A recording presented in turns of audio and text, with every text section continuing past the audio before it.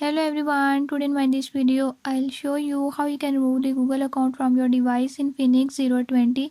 So if in this device you're having any issue like you can't remove Google account or you can't add new account, so don't worry. I'll show you how you can easily remove any kind of Google account and you can easily add the new account. So before we start, if you are new to my channel, don't forget to subscribe and press bell icon. Watch complete video and learn how you can do it. Let's watch the video.